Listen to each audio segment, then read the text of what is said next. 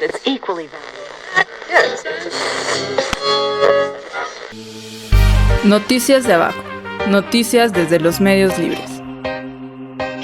Rompiendo el cerco informativo.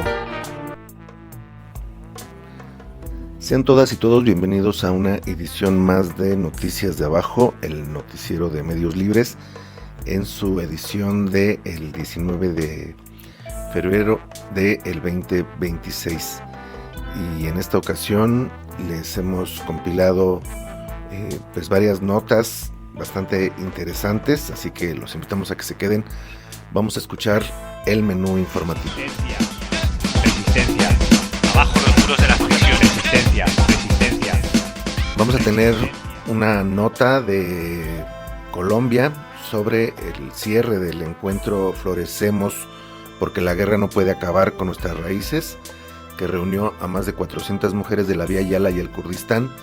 Y bueno, pues ahí estuvo nuestra compañera Alexis, que nos va a compartir esta experiencia tan importante e interesante allá en Bogotá.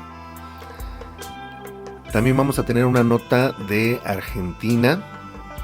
Vamos a tener una entrevista que nos comparten nuestros hermanos de Antena Negra TV, un medio libre independiente allá en el sur, que ha estado también cubriendo las protestas contra la regresiva reforma laboral de este loco psicópata llamado Milei, que lamentablemente está gobernando Argentina y que ha propuesto medidas laborales bastante regresivas e injustas para los trabajadores. Vamos a platicar de eso más adelante con nuestro compañero Santiago de Antena Negra TV.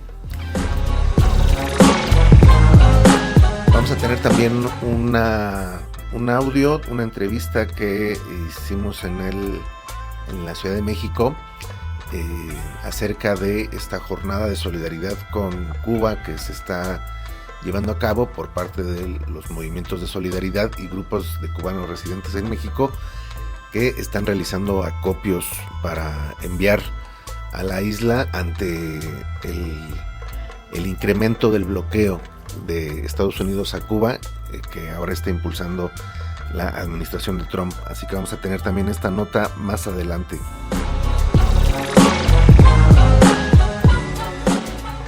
Vamos a tener notas también acá desde lo que pasa en el ombligo del monstruo. Vamos a tener primero un audio que nos comparte Miguel Peralta acerca de la situación que está viviendo él, su hermano, su comunidad, ante pues nuevamente el cacicazgo que está asolando esa región. Y bueno, pues ellos tienen en estos días pues audiencias, tienen estas citas judiciales donde bueno, pues sus familiares, sus compañeros, sus amigos estamos pues exigiendo su libertad y esperando que pues abran ya esa cárcel y puedan salir nuestros compañeros y o dejen de ser perseguidos por parte de estos poderes del estado de Oaxaca. Y bueno, vamos a tener estas palabras de Miguel Peralta y del grupo de solidaridad sobre su situación jurídica frente a la persecución. También vamos a tener una entrevista a nuestra compañera Samantha desde Amilcingo, del Frente de Pueblos en Defensa de la Tierra, el Agua, el Aire de Puebla, Morelos y Tlaxcala, que también nos comparte un poquito de esta jornada que se está llevando a cabo a nivel global por la pues, demanda también de justicia para Samir Flores Soberanes, que se cumplen 7 años de su injusto asesinato. Y bueno, pues hay tanto una situación legal que difundieron hace poco el Frente de Pueblos sobre su demanda de justicia para Samir, y también toda esta convocatoria que están llevando a cabo pueblos y organizaciones para conmemorar, para hacer memoria de pues la lucha de Samir Flores Soberanes, la lucha de los pueblos en defensa de su territorio y también la lucha contra estos megaproyectos que se imponen en nuestros territorios. Así que vamos a tener esta entrevista más adelante. Y vamos a tener también una nota de Wired, este portal sobre tecnología, que se titula "El auge de los datos de la IA en México impulsa el aumento de energía contaminante". Y bueno, pues un poquito de este tema del impacto que tiene la instalación de centros de datos como los que se están imponiendo en varias partes del mundo. Acá en México, en Querétaro, ha sido uno de los casos que se han estudiado más a fondo y que han pues también demostrado este impacto ambiental, social que tienen estas instalaciones de data centers que necesita tecnologías como la inteligencia artificial para existir. Así que vamos a platicar de esta nota que nos comparte Wired.com. Y bueno, pues son las notas de esta semana, así que los invitamos a que se queden y vámonos con la información que está bastante interesante. Y bueno, vamos a escuchar estas voces.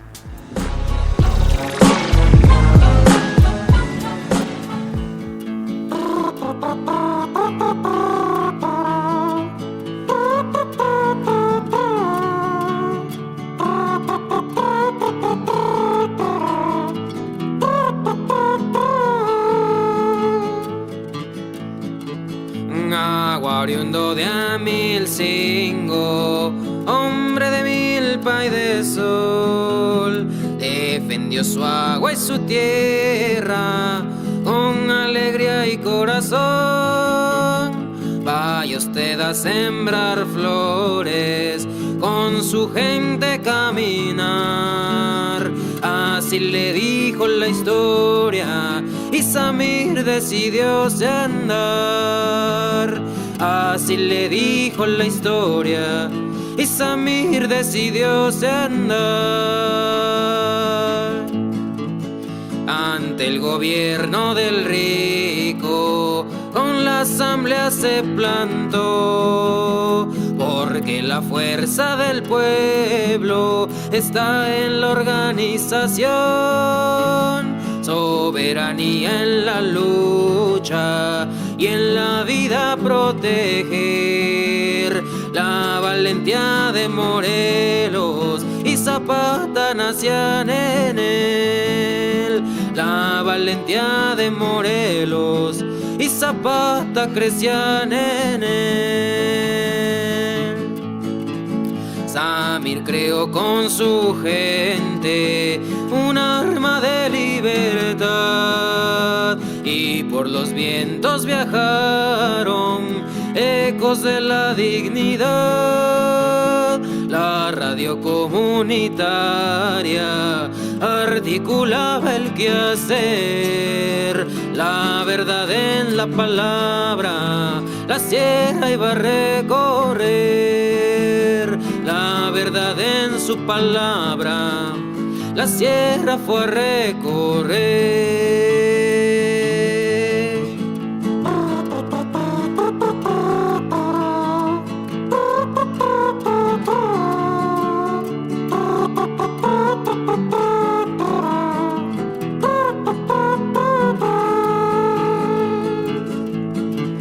Orden de la oligarquía con la fuerza del poder, cobardemente atacaron, bien cubiertos por su ley.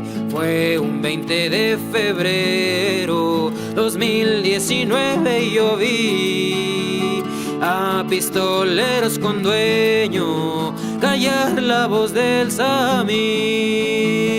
A pistoleros con dueño callar la voz del Samir. Nahua oriundo de Amilcingo, hijo del pueblo y del amor. Tu nombre fue Samir Flores, a tu lucha hacemos honor. Compañero, compañero, siente la tierra temblar, que hoy que tu vida es bandera, la gente siguió tu andar. Que hoy que tu vida es bandera, el pueblo sigue su andar. Hola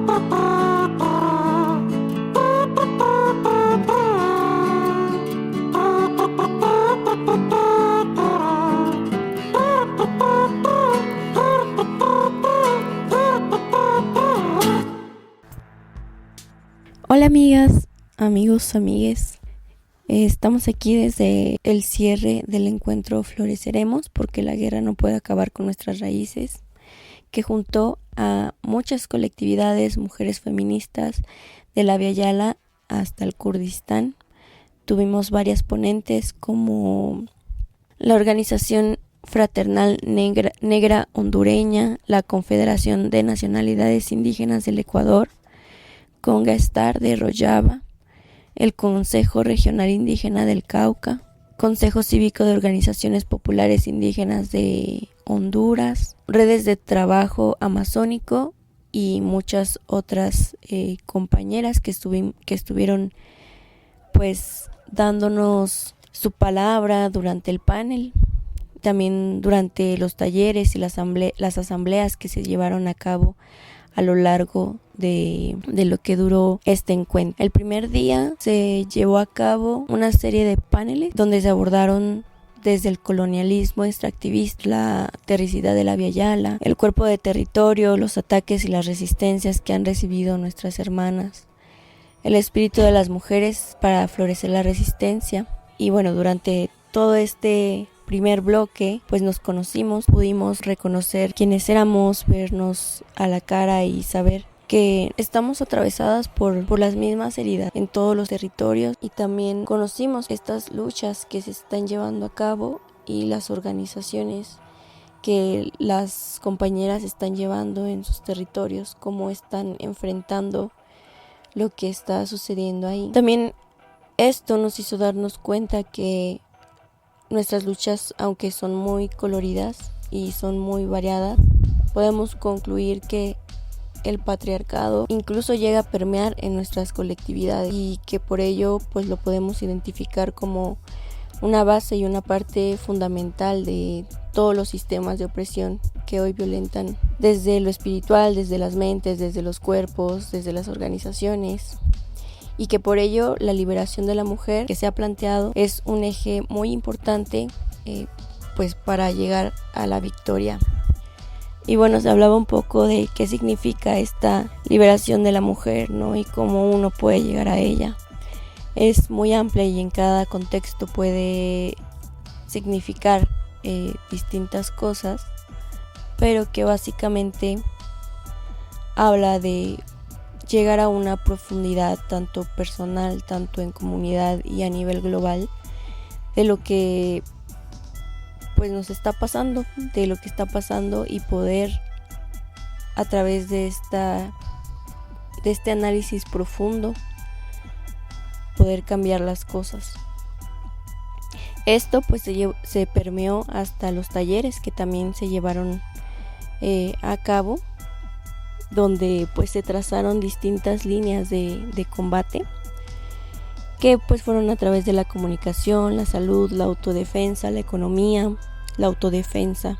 Y bueno, eso abrió a amplios debates donde justamente nos dimos cuenta que a pesar de que existen diferencias, sobre todo existen similitudes, y que ahora sí se pudieron llegar a concretar ciertos acuerdos entre nosotras, pero también nos dimos cuenta que todavía tenemos un reto para preguntarnos cómo poder construir en común desde la diversidad, cómo construir internacionalmente una red considerando pues la realidad de los contextos de todas, y cómo hacer para evitar que dentro de estas mismas redes que estamos construyendo no se repliquen los mismos sistemas de control e imposición contra los que estamos pues nosotras mismas. Y bueno, esto nos llevó finalmente durante varias asambleas en plenaria a concluir que debemos comenzar por esta profunda introspección a varios niveles, individual, comunal y global. Empezar desde la autocrítica, lo que significa o cómo tendría que ser convivir y sostenernos como hermanas, crear redes de comunicación que sean efectivas para que entre nosotros podamos confiar, podamos gestionar circunstancias que se puedan llegar a suscitar, y que pues la base de esto es la confianza, ¿no? Y ya a un nivel global, pues justamente hablamos de que tenemos que estar atentas de lo que pasa no solamente en nuestro territorio, sino también de lo que está pasando allá afuera, en los territorios de otras hermanas, estar al tanto, estar en comunicación con ellas.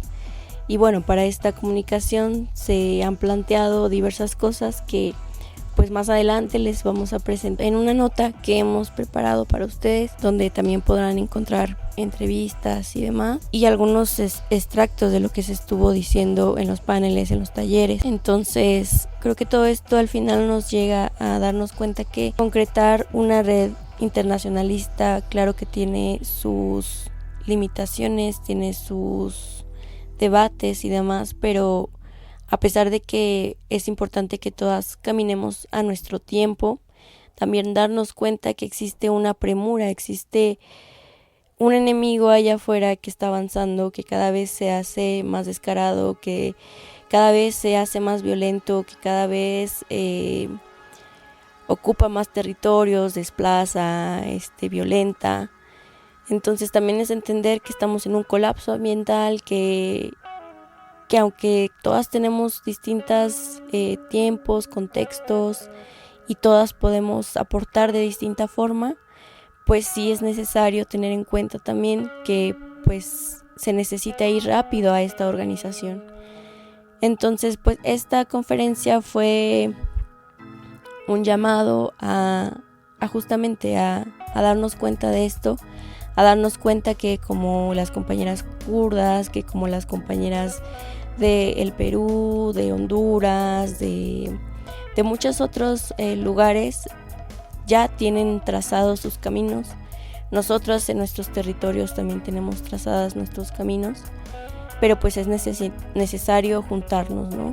Se hablaba también de que ya existen muchas redes, que ya existen muchas cosas que a veces ni siquiera se usan. Entonces es volver a retomar, volver a hacer avanzar proyectos que estaban ahí, que de alguna forma se estancaron, y encontrar en la otra pues el poder apoyarse mutuamente, ¿no? El poder llegar a esta organización que permee desde lo individual o común y que llegue pues hasta lo internacional, porque nuestro enemigo es el mismo en todo el mundo. Y bueno, un poco con estas reflexiones los dejamos. Recuerden que próximamente pues va a estar circulando el comunicado final. También nosotras desde Noticias de Abajo y también una colaboración con Radio Zapote vamos a hacer un programa especial y algunas notas donde podrán escuchar pues de viva voz a nuestras compañeras que nos compartieron la palabra a lo largo de estos paneles, de los talleres, de las asambleas, y pues algunas entrevistas que se estuvieron haciendo. Con esto los dejo, espero que estén atentos.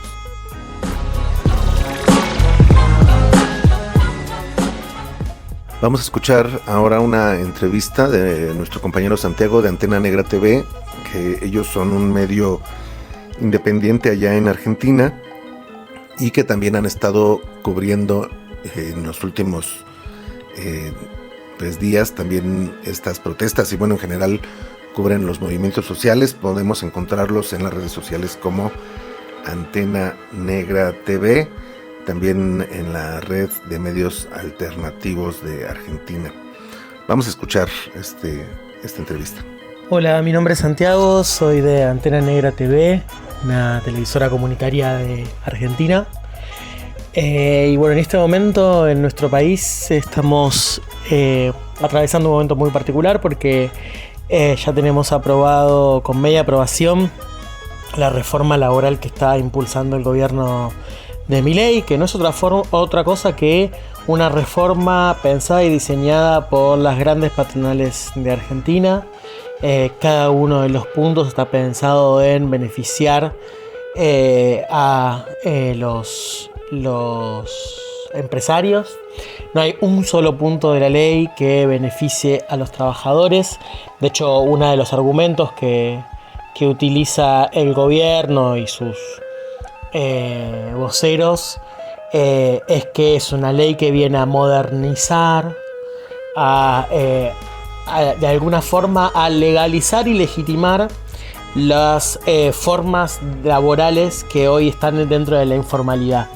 Y por lo tanto es un retroceso para todo el sector de los trabajadores. Lo que sucedió fue que se aprobó en la Cámara de Senadores la reforma el día miércoles pasado, y este jueves tenemos en la segunda instancia en la Cámara de Diputados, donde se tratará la reforma. Bueno, esta reforma, desde un montón de sectores la ven y la declaran como una forma regresiva. De hecho, abogados laboralistas que trabajan en el derecho laboral hace muchos años y están asociados a un montón de sectores sindicales y centrales de trabajadores, lo que dicen es que es una ley que pone al derecho laboral en el siglo XIX, porque retrotrae un montón de cuestiones que se han ganado durante todo el siglo XX y siglo XXI, sobre todo el siglo XX, con respecto al derecho laboral. Como una, por ejemplo, que es la principal y, a mi entender, la que retrotrae la discusión en este país a 1927, 1929, cuando fueron las grandes movilizaciones en Argentina por las 8 horas laborales. Pone las horas laborales en 12. Deja de ser 8 horas y empieza a ser nuevamente 12 horas laborales. Eso, en principio, es un problema gigantesco porque lo que implicaban las horas extras luego de las 8 horas ya no van a estar, van a ser 12. Pero no solamente eso, sino que aparte, a pesar de que tienen las 12 horas en la jornada laboral, se instala algo que se llama banco de horas, y quiere decir que tu empleador puede decirte, bueno, hoy trabajá 18 horas y después te las compenso otro día. Y yo creo que en esta cuestión, incluso también con la otra reforma que tiene que ver con las vacaciones, que ya no son más de 15 días las vacaciones, sino que te pueden partir las vacaciones y darte hasta un mínimo de 7 días. Con lo cual eso genera muchos problemas a la hora de organizar tus vacaciones, porque vos tenés que negociar con tu empleador cuándo te tomás esas vacaciones, y es un problema porque los hijos tienen vacaciones en determinado momento del año, no en cualquier momento del año, y tus parejas también tiene vacaciones en determinado momento del año, con lo cual implica un nivel de organización familiar muy complejo.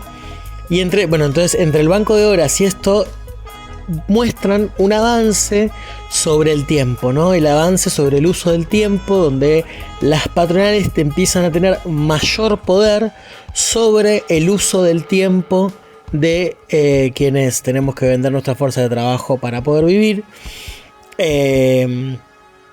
Porque bueno, esto van a poder decir, bueno, hoy trabajá tanta cantidad de horas y mañana te dejo tal, con lo cual si yo estudio, si yo tengo que ir a buscar a mi hijo a la escuela a determinada hora y me organizo para eso, no lo puedo hacer. Digo, la previsionalidad, la previsión y la organización del tiempo queda supeditada a interés del empleador. Eso, a mi entender, es una de las cuestiones las regresiones más duras de esta ley, y por lo que un montón de personas lo califican como una ley esclavista, ¿no? Pues otro montón de reformas, hay reformas más recientes, más chiquísimas, porque estas que estoy nombrando son las que pegan más fuerte a una generalidad de trabajadores. Después hay unas cuestiones que tienen que ver con de dónde sale la plata de las indemnizaciones, y que esa plata de las indemnizaciones termina desfinanciando la caja previsional con la que se le paga a los jubilados, con lo cual desfinancian el sistema previsional. Pero también, si no termina siendo financiero, están las plata que va para pagar las indemnizaciones se juntan en una caja, y esa caja se dice que la va a administrar alguien que puede ser un privado también, con lo cual es una vuelta enmascarada a las AFP, que es una de las tantas cuestiones que nos hizo llegar a la crisis del 2001 en Argentina. Bueno, después otra cuestión que tiene que ver con esto de la desfinanciación del fondo de cese laboral, del FAL, del fondo previsional, es esto de que en definitiva ese 3% que tienen que poner los trabajadores, que tienen que poner los empleadores para el cese laboral, se lo quitan de los 3% que tienen que poner para el sistema previsional, con lo cual en definitiva terminan siendo los trabajadores quien financian ese 3% con el cual después le van a pagar su indemnización.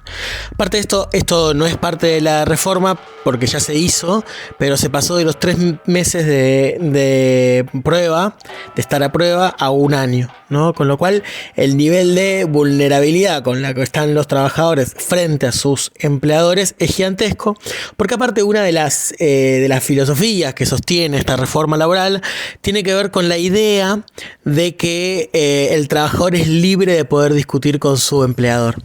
Bueno, esto es uno de los puntos que el derecho laboral, por ejemplo, reconoce como todo lo contrario. El derecho laboral se basa sobre el principio de que no hay una relación igual entre los trabajadores y los empresarios, dado que el empleador tiene la posibilidad de echarte, es el que tiene el capital y vos lo único que tenés es tu fuerza de trabajo, con lo cual para poder sobrevivir tenés que venderla, y eso hace que por supuesto la relación no sea igual. Y la reforma laboral, la filosofía que sostiene es que sí hay una posibilidad de uno poder negociar con su empleador un montón de cosas, cuando sabemos que eso no va a ser así, sobre todo aparte porque esto intenta también debilitar a todo lo que tiene que ver con el sector sindical. Bueno, eso es fue uno de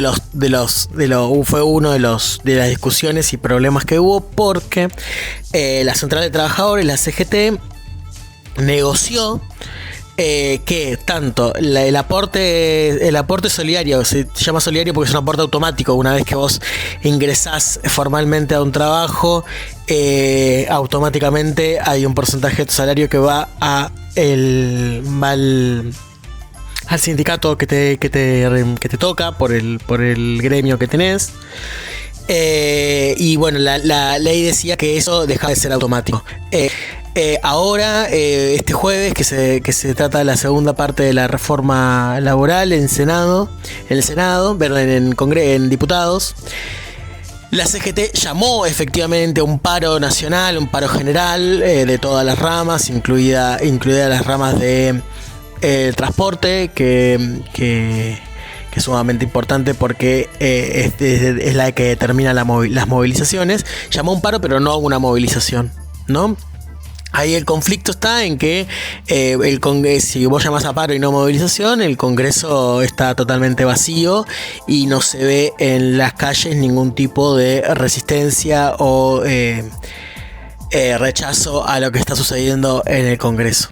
Hay otro montón de sectores, por ejemplo, el sector de trabajadores que está en contra de la cúpula de la CGT, sí llamó a paro y movilización, con lo cual va a haber un acto en el Congreso de todo este sector de sindicatos que no están asociados o no siguen la cúpula de la CGT.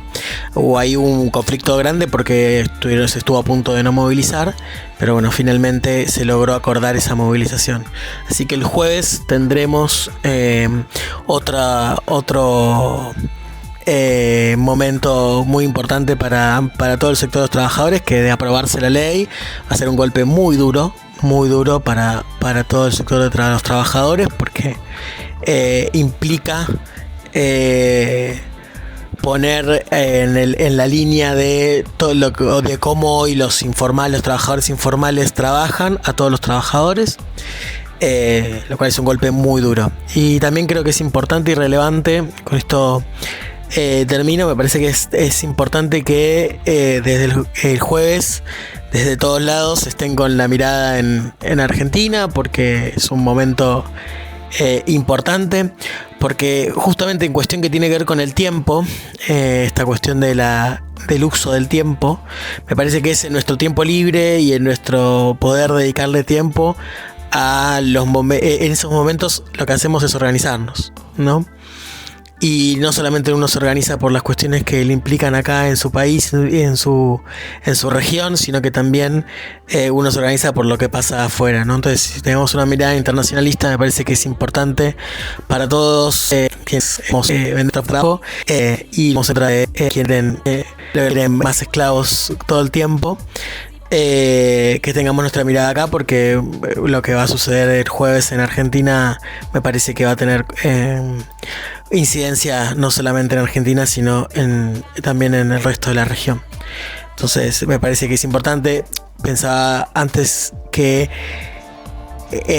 durante el 76, durante el gobierno militar, fue muy importante lo que se dijo y lo que se pensó fuera de nuestro país con respecto a lo que estaba sucediendo acá. Entonces me parece también que es sumamente relevante e importante que en otros países esté pensando y discutiendo de que lo que está pasando en Argentina es un retroceso gigantesco, y que no solamente el pueblo argentino es el que tiene que luchar por esto, sino que tienen que estar las miradas puestas acá. Así que bueno, eso, muchas gracias por la comunicación. Esperemos que el jueves, bueno, el viernes, al otro día, encontrarnos con un panorama lo mejor posible para el pueblo trabajador.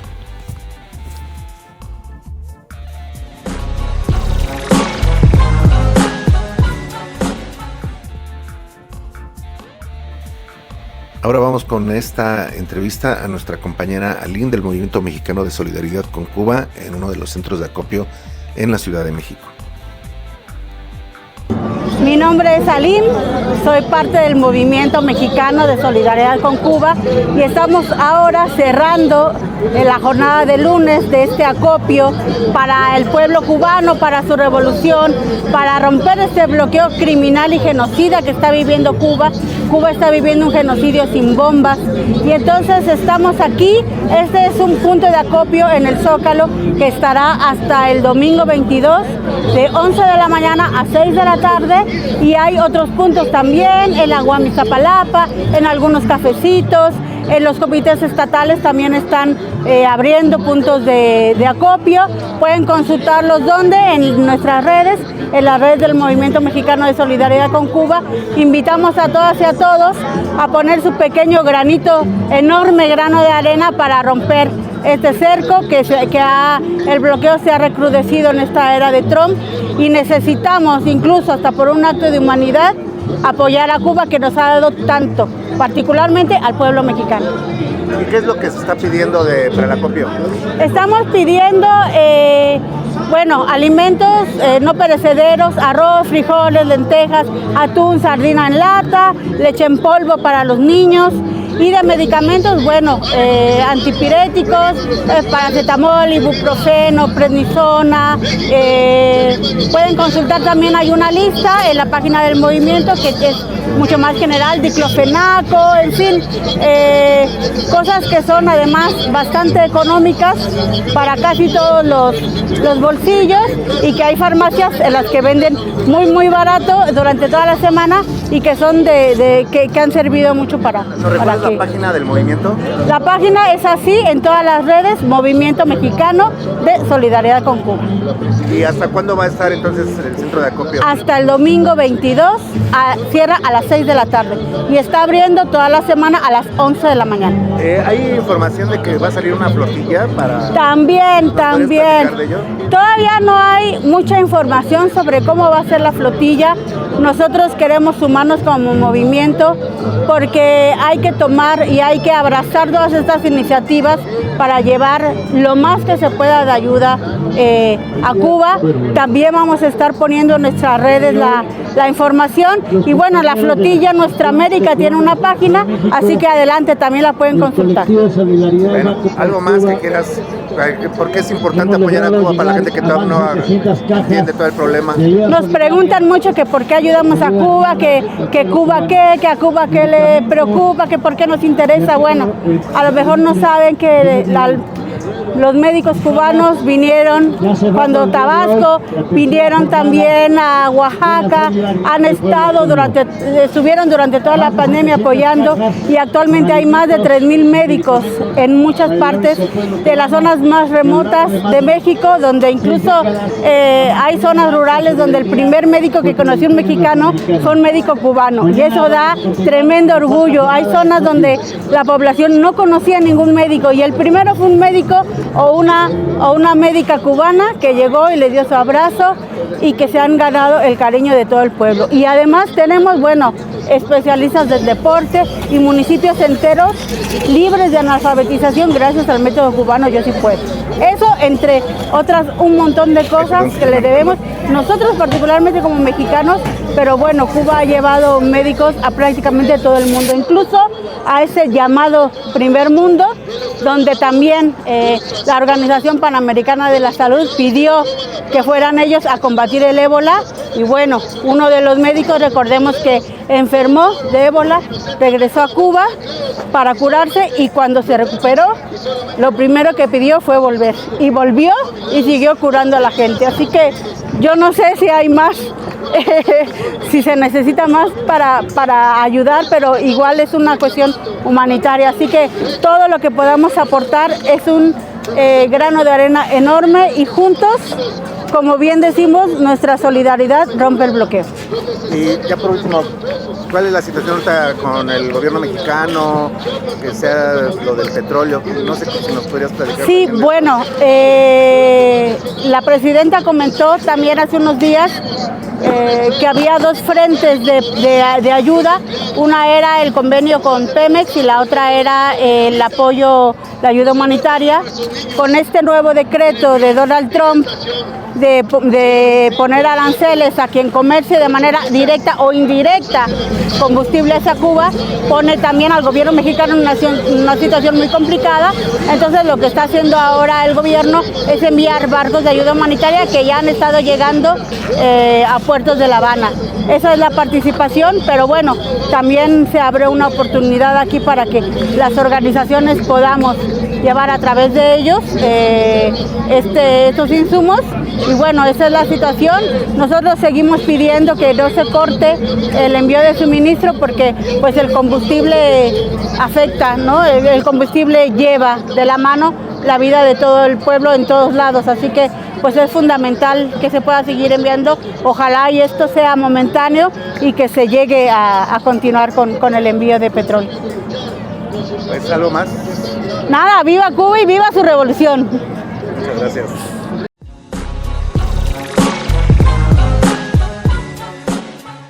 Oaxaca. Palabras de Miguel Peralta y Grupo de Solidaridad sobre su situación jurídica frente a la persecución política. Fuente, Noticias de Abajo. ¿Qué tal, compas? Buenas tardes. Mi nombre es Miguel Ángel Peralta Betanzos. Pertenezco a la comunidad de los Xochitlán de Flores Magón, ubicada en la Sierra Mazateca, una comunidad indígena, mayormente campesina. Por más de una década nuestra comunidad, nuestro pueblo ha venido resistiendo al saqueo, al despojo de los recursos naturales de su río, que es el corazón del pueblo, este corazón que retroalimenta la vida, la fauna, la flora en nuestra comunidad, y que está siendo saqueado por un cacique llamado Manuel Cepeda Cortés, que está coludido con gente en el estado. En la Cámara de Diputados tiene una representante que es su hija, la diputada Elisa Cepeda Lagunas, y bueno, desde ahí se avala la represión, el hostigamiento a nuestros compañeros de la asamblea, que aún tienen procesos abiertos, que están esperando sus amparos, y que muchos están desplazados, no viven en la comunidad. Y pues bueno, nuestra comunidad, nuestro pueblo, nuestros compañeros, o hemos venido resistiendo desde la prisión, desde la movilización también, desde la solidaridad, que es lo único que tenemos, y que hemos venido fortaleciendo con diferentes colectivos, en el día a día, acuerpándonos, acompañándonos en los momentos más complicados, y bueno, ¿por qué no decirlo? También en la alegría, ¿no? también agradecerles por brindarnos este espacio en Un Rumor se Levanta y saludar también a las diferentes luchas que se van aglutinando, que se van reconociendo también, que se van reencontrando.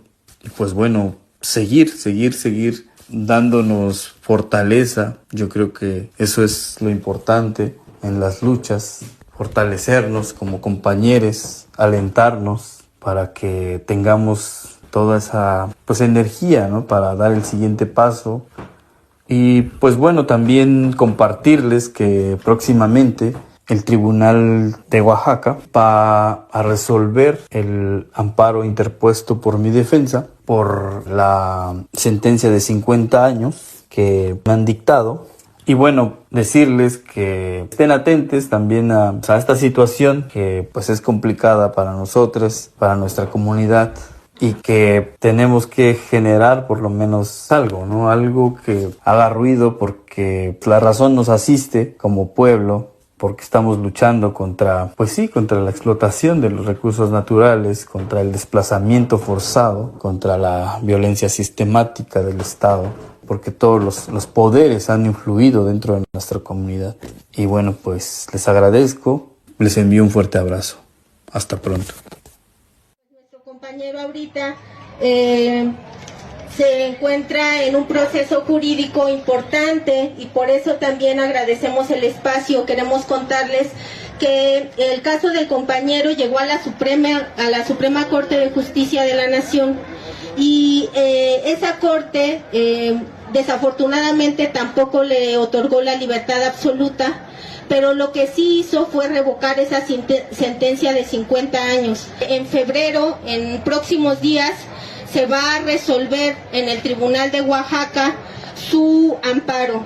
Es uno de los últimos recursos que le quedan a nuestro compañero Miguel Ángel, y pues con la presión política, con la lucha incansable de todas y todes los que ya conocen el caso y quienes no, podemos lograr arrancarle la libertad al Estado de nuestro compañero Miguel Ángel Peralta y de los demás compañeros y compañeras de la comunidad del Oxochitlán que también sufren persecución política.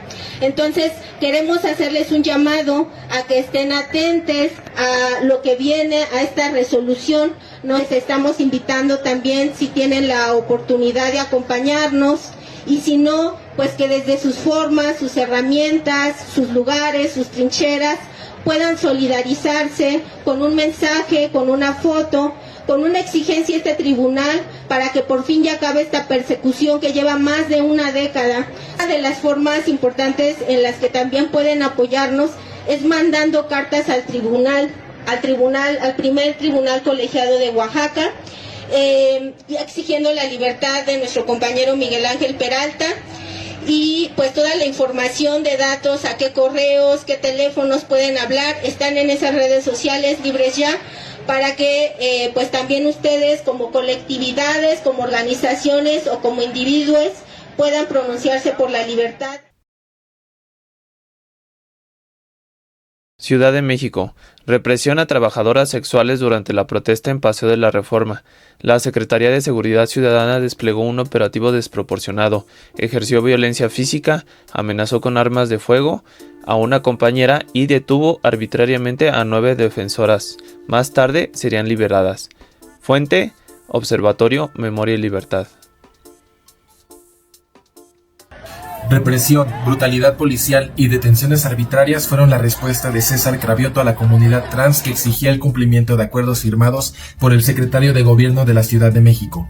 Tras el incumplimiento de los acuerdos firmados en las mesas de trabajo en diciembre de 2025, donde se acordó la designación de un espacio de refugio más digno, la organización YECA convocó una manifestación en Paseo de la Reforma, ante la que la Secretaría de Seguridad Ciudadana desplegó un operativo con aproximadamente 200 elementos, quienes reprimieron la manifestación, amenazaron con arma de fuego a una integrante y golpearon y detuvieron arbitrariamente a 9 compañeras. Los elementos de policía informaron que serían trasladadas al juzgado cívico Cuauhtémoc 1, sin embargo no aparecieron ahí. Horas después fueron encontradas en el juzgado cívico Cuauhtémoc 5, donde también se desplegó al cuerpo de granaderos ante la concentración de colectivos y organizaciones.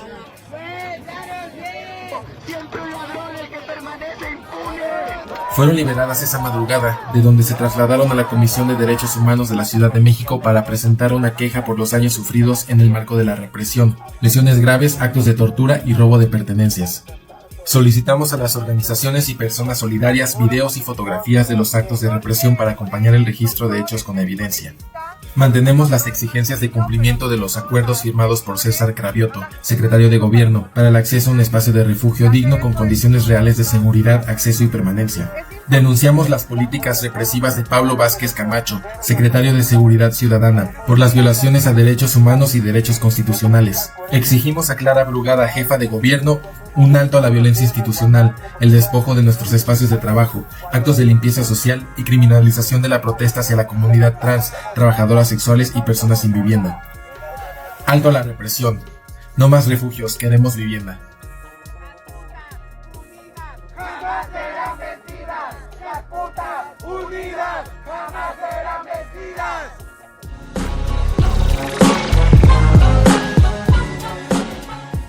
Morelos, 7 años sin Samir. Impunidad e irregularidades marcan el caso del primer luchador social asesinado durante la 4T. Entrevista con Samantha César, del Frente de Pueblos en Defensa de la Tierra, Morelos, Puebla y Tlaxcala. Fuente: Noticias de Abajo ML. 20 de febrero de 2026 se cumplen 7 años del asesinato de nuestro compañero. El día de ayer, 16 de febrero, inició el juicio contra el único detenido acusado presuntamente de ser uno de los autores materiales del asesinato de nuestro compañero, Javier N. el Tamalaco. La investigación sobre el asesinato de Samir desde el inicio estuvo a manos de la Fiscalía del Estado de Morelos, encabezada por Uriel Carmona, y se ha distinguido por tener una serie de irregularidades que para nosotros nos parece más bien un montaje con personajes, con escenografía, con una narrativa en la cual principalmente se mantuvo la idea del crimen organizado. A pesar de que hemos logrado en 2023, gracias a la movilización y a la organización, que el caso de Samir fuera atraído por la Fiscalía Especializada contra Delitos contra la Libre Expresión, la FEADLE, la FEADLE continúa con el mismo guión, con el mismo argumento, con la misma narrativa sobre la investigación que ya estaba hecha por Uriel Carmona. Hoy se inicia el juicio después de 5 años de detener a una persona que en realidad ya se encontraba detenido un año antes y que ahora inicia con una serie de testimonios e irregularidades que a nosotros nos preocupan. Una de ellas es que 2 de los testigos principales en los que se basa la investigación para acusarlos a los presuntos asesinos materiales de Samir, uno de ellos murió 2 semanas después del asesinato de Samir y el otro se encuentra en calidad de desaparecido. 2 de los asesinos acusados por estas declaraciones son parte de la célula del crimen organizado de los Aparicio. Uno de ellos murió asesinado hace algunos años y el otro se encuentra en calidad de desaparecido. El único que se encuentra en la cárcel es este presunto culpable. Y bueno, a nosotros nos preocupa mucho. Vemos que la Fiscalía Especializada contra los Delitos contra la Libre Expresión continúa la misma narrativa que Uriel Carmona y que no se está enfocando, no se está trabajando en investigar quién mandó a matar a Samir, quiénes son los autores intelectuales de este asesinato. Nosotros hemos solicitado desde el inicio que se cite, que se investigue el involucramiento tanto de Uriel Carmona como de Cuauhtémoc Blanco, así como de Hugo Eric Flores, que en ese entonces era el superdelegado de Morelos, y que por supuesto también se cite al presidente municipal de Temuac, el señor Lavín, y a su suegra, la señora Enedina N.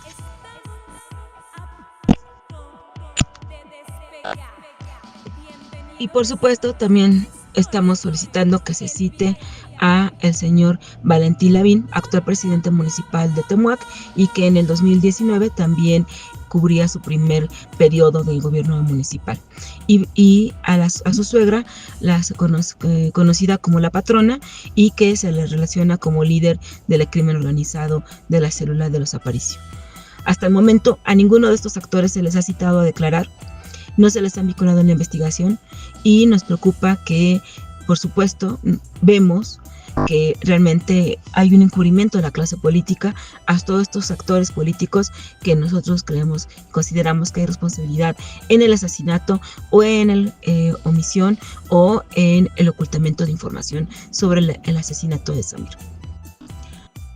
Es por eso que nosotros decimos que este proceso es una simulación, es un montaje en el cual se los están enfocando a ciertos actores, a quien jaló el gatillo, pero que en ningún momento se quiere responder a la pregunta de quién mandó a matar a Samir. Por eso nosotros creemos que la justicia no vendrá de quien mató a nuestro compañero, la justicia no vendrá del que violenta a los pueblos, la justicia viene de la organización, de la memoria y la rebeldía de los pueblos organizados, viene de la lucha y de la constante exigencia y memoria de lo que hizo nuestro compañero Samir, de lo legado de nuestro compañero Samir. Por eso estamos llamando también, convocando junto con el Congreso Nacional Indígena y el STLN a las jornadas nacionales e internacionales por justicia para Samir y por la libre autodeterminación de los pueblos. Exigimos justicia para Samir, no perdonamos, no olvidamos, justicia para Samir.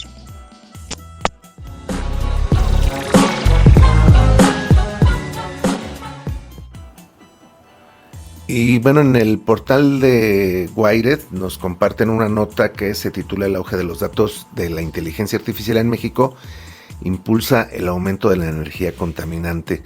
Es una nota que aparece en el portal wired.com que te invitamos a que la conozcas más a fondo, ya que es bastante extensa, y también ahí en Wired puedes encontrar otras notas también sobre la situación de los data centers en México.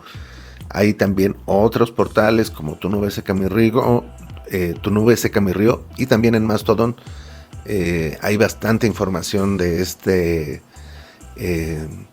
pues tanto de este cúmulo de información del impacto que tienen los data centers como de las resistencias que se están levantando en varias partes del mundo. Y bueno, en este caso nos hablan del impacto que tiene en México. Dan, pues por ejemplo, esta visión del uso de la energía, el consumo de la energía, que estos grandes data centers, estas factorías enormes, pues consumen una cantidad bastante importante de la energía disponible a nivel nacional. Se llega a hablar que hasta de el 13%, bueno, hay varios datos que nos comparten. Dice, mientras espera que esa conexión de la red eléctrica, un solo centro de datos de Microsoft utiliza 7 generadores de gas natural para suministrar 10.5 megavatios al año.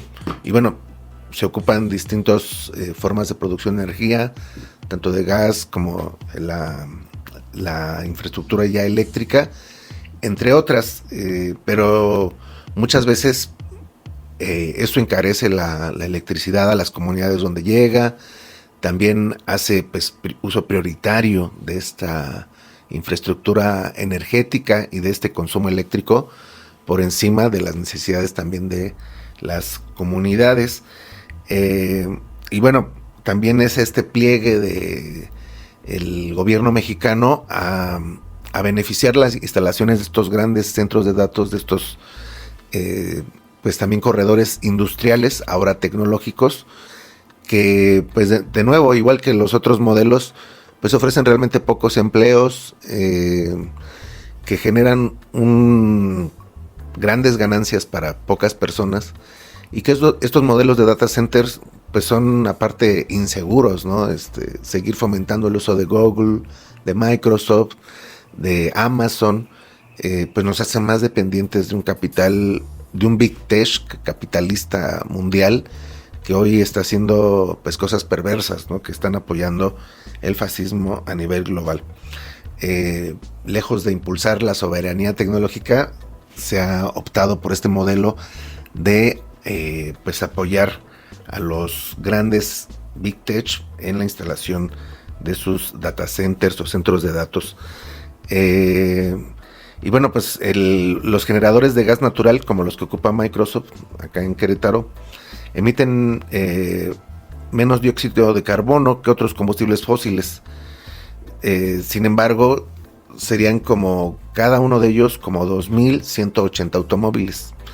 Que eso, pues de nuevo, siguen siendo cifras bastante enormes en poblaciones que antes se caracterizaban, por ejemplo, por ser agrícolas y que ahora tienen ahí un data center de un privado que ha despojado de territorio ejidal, comunal o rural para estos desarrollos. Y bueno, pues el texto viene más amplio. Queríamos compartirles pues un poquito de este panorama, invitarlos a que conozcan la nota y también invitarles a que pues se pasen al Fediverso. Ahí hay un debate bastante interesante sobre los data centers, impulsado por el colectivo Tu Nube Seca Mi Río, que también lo pueden encontrar así como tunubesecamirio.com. Ahí encontrarán desde las actividades que llevan a cabo, como también las investigaciones que están haciendo sobre estos centros de datos que se están imponiendo en varias partes del mundo, insistimos, y bueno, todo el impacto legal, social, ambiental, entre otros. Así que bueno, esta es nuestra nota tecnócrata de la semana, y ya por el tiempo no va a dar tiempo de más, pero los invitamos a que pues hackeemos el capitalismo, a que pues construyamos alternativas también en la tecnología a esta estructura social que nos quieren imponer. Y bueno, pues nos escuchamos en la siguiente emisión. Y bueno, con esto llegamos al final del noticiero. Esperemos que haya sido de su interés las notas que les compartimos. Y bueno, pues agradecemos todas las voces que participaron en esta emisión. Esto fue Noticias de Abajo, noticias de los medios libres.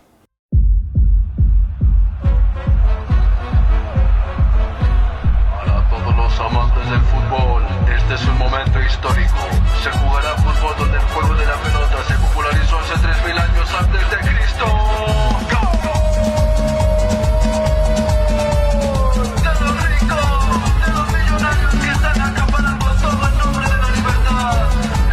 Partido los únicos que ganan son los que pueden pagar.